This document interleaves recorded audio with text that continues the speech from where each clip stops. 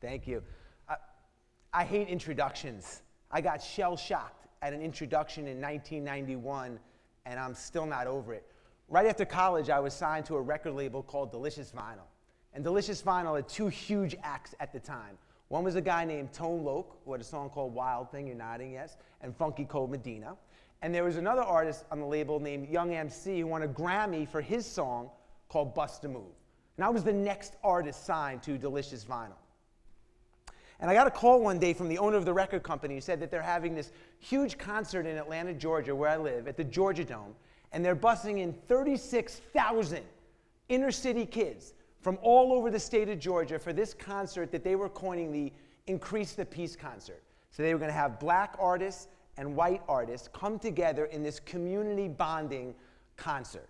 Well, the day before the concert, I think Vanilla Ice canceled, and they needed a white rapper, and they volunteered me to be the white act at the event. So I get a plane ticket, and I fly down to Atlanta, and when I get there, immediately I recognize, like, the place is unruly, like really unruly. There's fist fights going on in the stands, and they're putting the house lights on to control the crowd, and there's police everywhere, and the kids are booing every single act that came on stage. They're booing them right off the stage. So the first guy up, I think, was LL Cool J in his prime. They boo him right off the stage. I'm sitting over here in the green room, about to go on next to sing my song called Shake It Like a White Girl.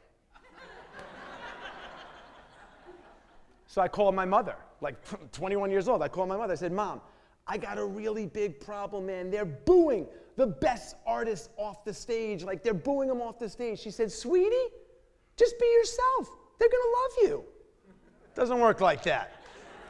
So the MC gets up. He's like, ladies and gentlemen, all the way from California, give it up for my main man, Jesse James, which was my stage name. Don't Google it.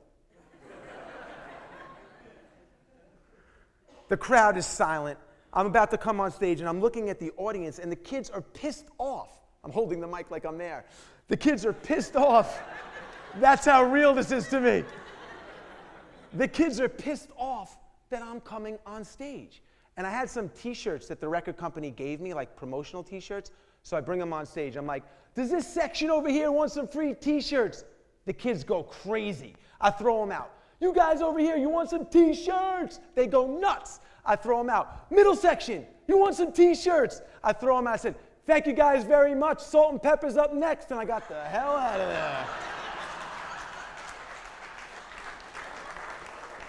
Still not over that introduction years later. I got one of the best compliments I ever got in my life last week from a friend of mine.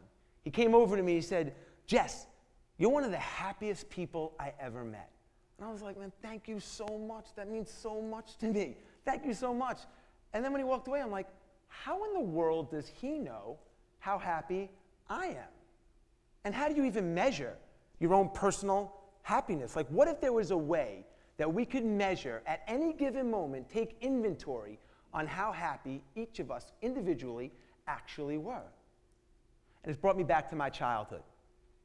My first job, believe it or not, was as a break dancer. I grew up in New York in the early 1980s when breakdancing was emerging on the scene. And I thought to myself one day, like, there's no way the kids in Washington, D.C. could possibly be as good as the breakdancers from New York. Like, we invented this stuff. So I had this idea, like, why don't I go to D.C. and try to make money in Washington, D.C.? Like, the competition won't be as fierce. So I called up my friend Myron, who was part of my two-man crew, and I convinced my sister, who just got her driver's license, to drive us down to Washington, D.C. So we get in the car, and we start driving the 4 hours down to Washington, D.C., and we show up in Georgetown, and we find a bank with a big parking lot. And I take out my boom box. I have my boom box, and I put my boom box down in the corner of the parking lot. And I tilt my hat to the side, and I push play on the boom box, and the music starts playing, and I start going through my thing, and I pass it over to Myron, and he spins on his back, flips over, spins on his head, then he passes it over to me, and I start breakdancing, and a crowd comes. This big crowd forms. Now we have their attention, like, this is working. And I take off my hat, and I go around to the crowd, and I start collecting all the money from people there, and at the end of the day, we collect $213. And I give my sister the money that she invested to drive us down, the gas money. And we split up money for food. And at the end of the day, we have $82, $41 each. And Myron starts counting the money. He's counting the money, puts it in his pocket, then he takes it back out. He starts recounting the money, and he stuffs it into his pocket. We're 15 years old, and with his huge eyes lit up, he looks at me, and he takes a running bear hug, and he squeezes me, and he goes, "Jess, we're so damn rich!" Fast forward 20 years. I started a private jet company called Marquis Jet. And I'm looking for my very first customer ever. I need my first sale, and I'm struggling. I don't know anyone that's rich that can afford time on an airplane. So I heard about the only way that I could really find qualified leads, like I didn't have a sophisticated way to bring in leads at the time. I had to go to where people that could afford to buy time on a plane were. And I heard about a conference in Monterey, California called TED. And I got on an airplane from New York, it was to California, rented a car, drove 5 hours to Monterey, California, and I show up at the TED conference. And when I get there, I immediately realized, like, nobody told me that you need a credential to get into the TED conference. It's like Fort Knox there. Like, I can't get anywhere near the conference. So I go to the local coffee shop right next to where the conference was. And as I'm sitting there trying to map out my strategy, like how am I going to get someone's attention to try to sell them into our program, I realized that about every hour, people are coming in with credentials and they're buying lattes and muffins. Lattes and muffins. So I go back to my hotel, and the next day at 5 a.m., I'm the first one at the coffee shop. And as soon as they open, I buy every single muffin that they have. I take them out of all their inventory. I now control all the muffin inventory in Monterey, California. I put them in my bag, and I keep one muffin on my table. I start reading the newspaper. Sure enough, at the first break of the TED conference, people with credentials start invading the coffee shop. And sure enough, one of the first customers comes in, and he says, "I like a latte and a muffin." They said, "Oh, you can have the latte, but I'm sorry, we're all out of muffins." He's like, "Oh." And as he's walking out, I said, "I'm sorry, sir. I overheard you having a conversation, and it just so happens I have an extra muffin. I'm not going to have it." He says, "Really?" I said, "Now I'm staring right at his credential." I'm like, "Oh, yeah, no, really." He said, "Oh, that's so nice." He said, "Well, what do you do?" I said, "Oh, well, I'm here for the conference, and I have a company called Marquis Jet. We sell time on private jets." He said, "No way. I'm actually looking into programs like that. I'm interested in that." And he said, "Do you mind if I join you and have a muffin?" And I'm looking at this guy, and in my head I'm saying, "Absolutely, Mr. Qualified." Like, of course you can. And I'm like, "Yeah, sure."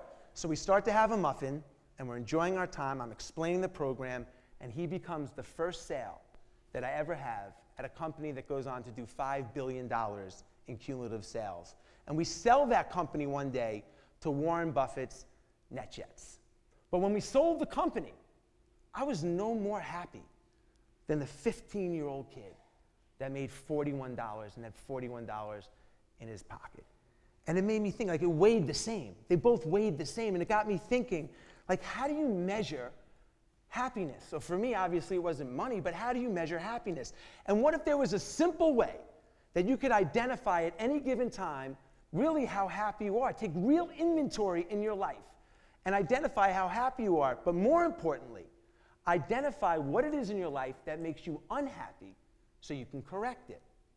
So I came up with a very simple metrics, and we're all going to do this. It's going to be a group experiment. It's called the happiness meter. It's super effective, and the results are unbelievable. They're astounding. So here's how it works. I want everybody here, everyone's going to do it, to think about all the different buckets of your life. Your wealth, your health, your relationships, your kids, where you live, the job that you have, your parents are getting elderly, we're getting older, everything. And put it in a giant blender, okay? And on a scale of 1 to 10, with a 10 being the Dalai Lama of happiness, and a 1 being someone that's rock bottom, think about your number. I'll give you guys a second. Really, honestly, really take inventory and really think about it. We have any volunteers want to share their number? We don't have to. Oh, you're just scratching? It's like a Bud Light commercial. Anybody? Oh, we'll do it this way. We'll do it this way, just by a show of hands. Everybody that's a 7 or less, put your hand up. Quite a few people, right? Okay, put your hands down. Well, here's what happens. A lot of people put their hands up. 7's a common number. And for most people, 7's a great number. If my son comes home from school with a 70 on his test, that's a C- in the most important bucket of your life. But the way the test works is, what's amazing about this test and why it's so efficient, is as soon as we do this experiment, your brain goes to a 10. Immediately it goes to a 10, right? Everyone went to a 10. And the 2 or 3 things that are impacting your life negatively pop into your head. Like, oh, my relationship is terrible. Oh, I'm running out of money. Whatever it is pops into your head. So whatever it was that popped into your head right away, those are the 2, 3 things that you have to work on. And here's why it's so important. The average American, on average, lives to be about 78 years old. I'm not saying anyone here is average. I hope I'm not average. That's 28,470 days. Okay, I'm 49 years old. That means if I'm average, I have 29 years left of life. If I'm a 7 and I'm walking around life living as a C- in the most important bucket of my life, happiness, that is unacceptable. It's unacceptable. I have a quick drink here. I'm a little like the Georgia sun. That's unacceptable. We have a way to measure so many of the different buckets of our life. For example, we get on a scale to measure our weight. We have an IQ test to measure how intelligent we are. We have financial statements and bank accounts and tax brackets to measure our wealth. But we don't invest any time really looking at our happiness. We can get on a scale every single day and say, oh man, and be upset. We gained a pound. We lost a pound. But we really don't take inventory on our happiness. So this little take-it-home test, which takes 30 seconds to do, forget going to the doctor and reading this little test really helped me identify what it is I have to work on in my life. And of course, I'm investing the time to do it. So if you're happy and you know it, clap your hands. Thank you, guys.